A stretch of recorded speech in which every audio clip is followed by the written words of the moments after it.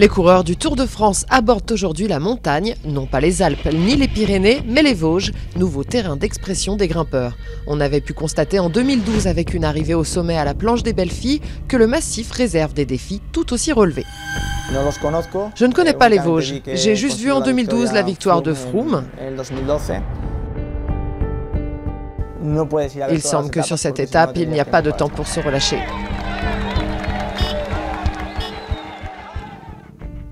Il va y avoir une grosse bagarre, il n'y a aucun doute là-dessus.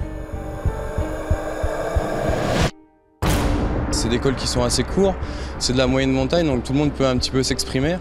Même si on est un petit peu moins bien, on peut quand même essayer de se porter à l'avant et essayer de chambouler un peu la cour, donc on peut s'attendre à du mouvement.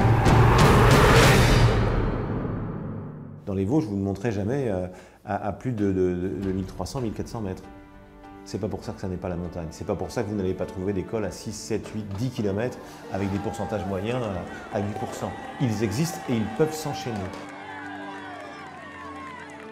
Ce qui est particulier dans les Vosges, c'est que c'est un massif de moyenne montagne, on va dire. Donc c'est des difficultés qui sont pas faciles à aborder, mais à la fois tout le monde peut entre guillemets un petit peu s'accrocher. Et après au niveau des leaders, c'est vrai que c'est des routes pas très connues, donc ils vont être un petit peu surpris, notamment l'étape de la Planche des Belles Filles avec le col des Chevrières, c'est des pourcentages très raides.